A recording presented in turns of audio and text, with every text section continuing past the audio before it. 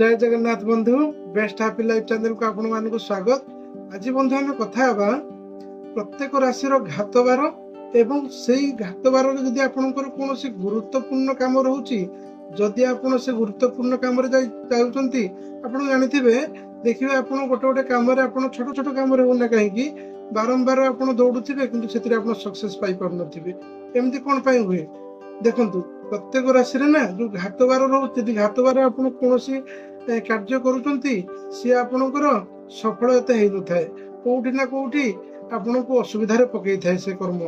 तो देखिए जदि आप उपाय माध्यम आपण को घात बार जदि कौन गुरुत्वपूर्ण कार्य पड़ुचे और आपन को जीवाक पड़े आपण कौन करेंगे आपणकर कार्य निश्चित भाव में सिद्धि हम। तो बंधु आज से विषय आम जाना प्रत्येक राशि घात बार आपण कौन उपाय करेंगे जमी जदि कौटी जरूरी कालीन कार्य जाऊे से कार्य निश्चित भाव में सफल हम। तो प्रथम आम जाना मेष राशि व्यक्ति मानकर मेष राशि व्यक्ति मानकर घात बार हूँ रविवार दिन। रविवार दिन जदि कौन से आपणकर गुरुत्वपूर्ण कार्य जीवार अच्छी और आपणकर किसी असुविधा सृष्टि होची ताहले आपण कौन करेंगे ना घर जो आप बाहर ना कि पान मधुरी खाई बाहर ता सहित आपण देवी माँ पाखे पूजा होता जबा कुसुम फूल किंबा गोलाप फूल टी साथी नहीं जातु देखिए आपण जेकोसी कर्म बाहर थे निश्चित प्रकार सफल हे। घर बाहर समय आपण भगवान गणेशंकर कार्य सिद्धि मंत्र मन में जप कर जातु। कार्य सिद्धि मंत्र हूँ वक्रतुंड महाकाय सूर्यकोटि समप्रभा निर्विघ्ने कुरु मे देव सर्व कार्यसु सर्वदा ए मंत्र को मन स्मरण कर बाहर देखिए आपण जो कम जाऊे निश्चित भाव में सफल हे।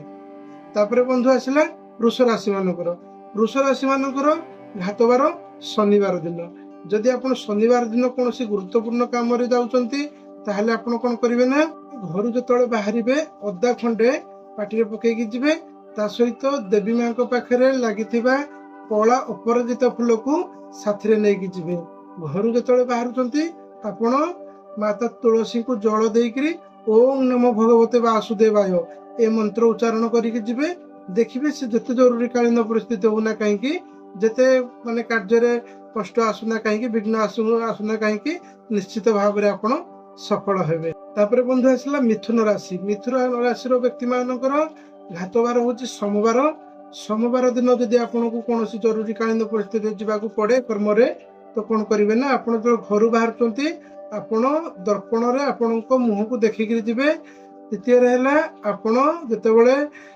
बाहर जाऊँगी माने कि रुटी गाई मान को खाया देके जातु ता सहित देवी माँ पाखे पूजा होता कौन धला फूल टी साथी नहीं जातु देखिए आपण जो कर्म जाऊे निश्चित प्रकार आपण सफल हे कौन प्रकार आपण कर्म विघ्न सृष्टि हम नहीं।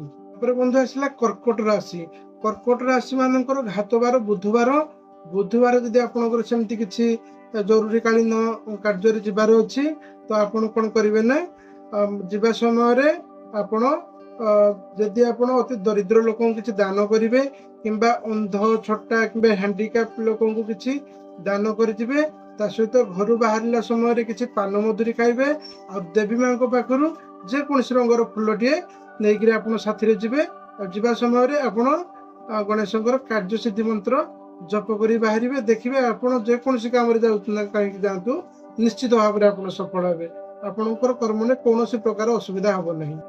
तापर बंधु आसला सिंह राशि व्यक्ति मानकर घात बार शनिवार घात बार होती किसी जरूरी कालीन परिस्थिति आप जाऊँगी बाहर को ताहले आपण जीवा समय देवी माँ पाखे पूजा होता कला अपराजिता फूल टी साथी नियंतु घर बाहर समय आपण अदा टिके खाई जातु ता सहित ओम शम शनिश्चराय नमः ए मंत्र को आपण जप करी घर बाहरतु जदि आपण रास्ता किसी कुकुर पाँच कुकुर किसी बिस्कुट दिंतु देखिए आपड़ जेकोसी कम जाऊे निश्चित भाव में सफल हे। तापर बंधु आसला कन्या राशि व्यक्ति मानकर घात बार शनिवार जदि आपणकर शनिवार दिन किसी जरूरी कालीन ଗୁରୁତ୍ୱପୂର୍ଣ୍ଣ କାମ ରହୁଛି ଆପଣ ଚେଷ୍ଟା କରନ୍ତୁ ତାକୁ ତା ପରଦିନ କରିବା ପାଇଁ, କାହିଁକି ନା ଆପଣଙ୍କର ଶନିବାର କାର୍ଯ୍ୟ ଏତେ ଶୁଭ ହେଇନଥାଏ। ଯଦି ଆପଣଙ୍କର ଅତ୍ୟନ୍ତ ଜରୁରୀ ଅଛି ତାହେଲେ ଆପଣ ଟିକେ ସକାଳୁ ଆଲିଆରୁ ଉଠିକିରି ଆପଣ ଶନିଦେବଙ୍କ ପାଖରେ ଆପଣ ତେଲ ଚଢାନ୍ତୁ, ତା ସହିତ ଦୀପଟିଏ ଲଗାନ୍ତୁ। କଳା ରଙ୍ଗର ରାଶି, କଳା ରାଶି ଯଦି କିଛି ଅସହାୟ ମହିଳାକୁ ଦେଇପାରୁଛନ୍ତି ଭଲ କଥା, ନଚେତ କିଛି ଡାଲି ଜାତୀୟ ଦ୍ରବ୍ୟ ଆପଣ ଅସହାୟ ମହିଳାଙ୍କୁ କିମ୍ବା ଦରିଦ୍ର ଲୋକଙ୍କୁ ଦାନ କରି ଯାଆନ୍ତୁ। ନିଶ୍ଚିତ ପ୍ରକାର ଆପଣଙ୍କର କାର୍ଯ୍ୟ ସିଦ୍ଧି ହବ। ଆଉ ଦେବୀ ମାଙ୍କ ପାଖରୁ ଗୋଟେ କଳା ରଙ୍ଗର ଅପରାଜିତ ଫୁଲ ସାଥିରେ ନେଇକି ଯାଆନ୍ତୁ। ଠିକ ଅଛି ବନ୍ଧୁ। ତାପରେ ବନ୍ଧୁ ତୁଳା ରାଶି, ତୁଳା ରାଶିର ବ୍ୟକ୍ତି ମାନଙ୍କର ଘାତବାର ଗୁରୁବାର ହେଇଥିବାରୁ ଯଦି ଆପଣଙ୍କର ଗୁରୁବାର କୌଣସି ଗୁରୁତ୍ୱପୂର୍ଣ୍ଣ କାର୍ଯ୍ୟ ପଡୁଛି ତାହେଲେ ଆପଣ କଣ କରିବେ ନା ଦେବୀ ମାଙ୍କ ପାଖରୁ ଚମ୍ପା ଫୁଲ କିମ୍ବା କନିଅର ଫୁଲଟିଏ ସାଥିରେ ଆପଣ ନେଇକି ଯାଆନ୍ତୁ। ଆଉ ଆପଣ ଯେତେବେଳେ ଘରୁ ବାହାରୁଛନ୍ତି ତୁଳସୀ ଗଛରେ ଆପଣ ଜଳ ଅର୍ପଣ କରିକିରି ଓମ୍ ନମୋ ଭଗବତେ ବାସୁଦେବାୟ ମନ୍ତ୍ର ଜପ କରନ୍ତୁ। ତା ସହିତ 5ଟି ତୁଳସୀ ପତ୍ର ଆପଣ ପ୍ରସାଦ ଭଳିଆ ପାଇକିରି ଘରୁ ବାହାରନ୍ତୁ। ଆପଣଙ୍କର କାର୍ଯ୍ୟ ନିଶ୍ଚିତ ଭାବରେ ସଫଳ ହବ। ତାପରେ ବନ୍ଧୁ ରହିଲା ଆପଣଙ୍କର ବିଛା ରାଶି। ବିଛା ରାଶିର ଘାତବାର ଶୁକ୍ରବାର। ଯଦି ଆପଣ ଶୁକ୍ରବାର ଦିନ କୌଣସି ଗୁରୁତ୍ୱପୂର୍ଣ୍ଣ କର୍ମରେ ଆପଣ ବାହାରକୁ ଯାଉଛନ୍ତି ତାହେଲେ ଘରୁ ବାହାରିବା ସମୟରେ କିଛି ମିଠା ଜିନିଷ ଖାଇକିରି ବାହାରନ୍ତୁ। ଯେମିତିକି ଚିନି ହଉନା କାହିଁକି, ମିଠା ହଉନା କାହିଁକି, ଆପଣ ମିଠା ଘରୁ ଖାଇକିରି ବାହାରନ୍ତୁ। ତା ସହିତ ଆପଣ ଦେବୀ ମାଙ୍କ ପାଖରେ ଲାଗିଥିବା ଶ୍ଵେତ ବର୍ଣ୍ଣର ଫୁଲଟିଏ ସାଥିରେ ନେଇକି ଯାଆନ୍ତୁ। ତା ସହିତ ଆପଣ ସେଦିନ ଯିବା ସମୟରେ ନା ଆପଣ ଯେକୌଣସି ସେଣ୍ଟ ଦେହରେ ପକେଇକିରି ଯିବେ, ପୋଷାକରେ ପକେଇକି ଯିବେ। ଯଦି ଆପଣ ଦରିଦ୍ର କିମ୍ବା ସେମିତି ଅସହାୟ ପିଲାମାନଙ୍କୁ ଦେଖୁଛନ୍ତି କିମ୍ବା ବୃଦ୍ଧକୁ ଦେଖୁଛନ୍ତି ତାହେଲେ ତାଙ୍କୁ ମିଠା ଜାତୀୟ ଦ୍ରବ୍ୟ ଖାଇବାକୁ ଦିଅନ୍ତୁ। ଦେଖିବେ ଆପଣଙ୍କ ନିଶ୍ଚିତ ପ୍ରକାର ସେ ଦିନ ତ ବହୁତ ଶୁଭରେ ଯିବ, ଆପଣଙ୍କର କାର୍ଯ୍ୟ ମଧ୍ୟ ସିଦ୍ଧି ହେଇଯିବ। ତାପରେ ବନ୍ଧୁ ଧନୁରାଶି ବ୍ୟକ୍ତି ମାନଙ୍କର ବି ଘାତବାର ଶୁକ୍ରବାର।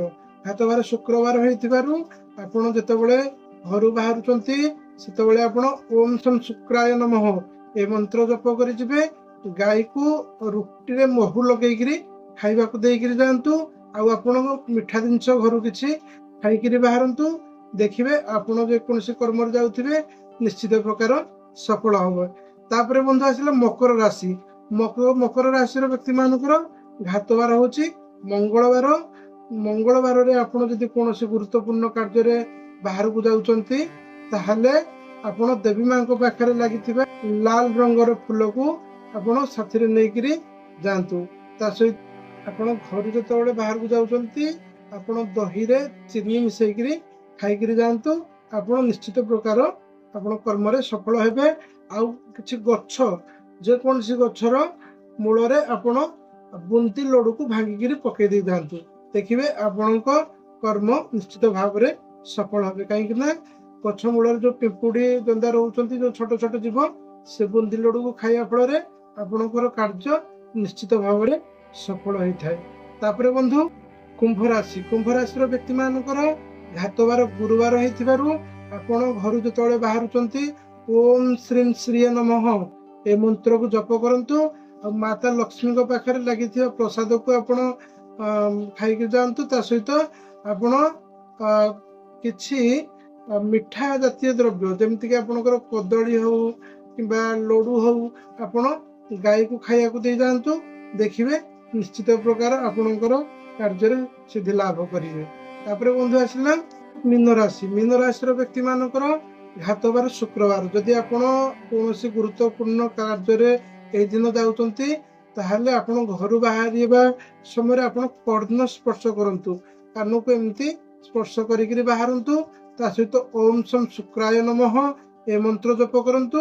ଆଉ ଦେବୀ ମାଙ୍କ ପାଖରେ ଲାଗିଥିବା ଶ୍ଵେତ ବର୍ଣ୍ଣର ଫୁଲକୁ ଆପଣ ସାଥିରେ ନେଇକିରି ଯାଆନ୍ତୁ। ବାଟରେ ଯିବା ସମୟରେ କୌଣସି ଦରିଦ୍ରକୁ କିଛି ଦାନ ହଉ କିମ୍ବା କୌଣସି ମିଠା ଜାତୀୟ ଦ୍ରବ୍ୟ ଦେଇକି ଯାଆନ୍ତୁ। ଦେଖିବେ ଆପଣଙ୍କ କାର୍ଯ୍ୟ ନିଶ୍ଚିତ ଭାବରେ ସଫଳ ହେବେ। ଯେମିତିକି କୋଉଠି ଗୋଟେ ଛୋଟ ପିଲା ଦେଖିଲେ ତାକୁ କିଛି ଚକୋଲେଟ ଦେଇଦେଲେ, ସେଇଭଳିଆ ଆପଣ କରିକି ଯାଆନ୍ତୁ। ଆପଣ ନିଶ୍ଚିତ ଭାବରେ ଆପଣଙ୍କର କାର୍ଯ୍ୟ ସିଦ୍ଧି ହବ। ତ ବନ୍ଧୁ ଆମେ ଜାଣିଲେ ପ୍ରତ୍ୟେକ ରାଶିର ଘାତବାର, ଆଉ ଘାତବାରରେ ଯଦି ଆପଣଙ୍କର କିଛି ଜରୁରୀକାଳୀନ ପରିସ୍ଥିତିରେ ଆପଣ ବାହାରକୁ ଯାଉଛନ୍ତି କୌଣସି କର୍ମରେ, ତାହେଲେ ଏ ଉପାୟକୁ ନିଶ୍ଚିତ ଭାବରେ କରନ୍ତୁ। ତ ବନ୍ଧୁ ভিডিওটি କେମିତି ଲାଗିଲା ଯଦି ଭଲ ଲାଗିଲା ଆପଣଙ୍କୁ ତାହେଲେ ଲାଇକ୍ ସେୟାର କମେଣ୍ଟ ମଧ୍ୟ କରନ୍ତୁ। ଦେଖା ହେବ ବନ୍ଧୁ ଏମିତି କିଛି ନୂଆ ଉପାୟ ସହିତ। ରହିଲି ବନ୍ଧୁ, ଜୟ ଜଗନ୍ନାଥ।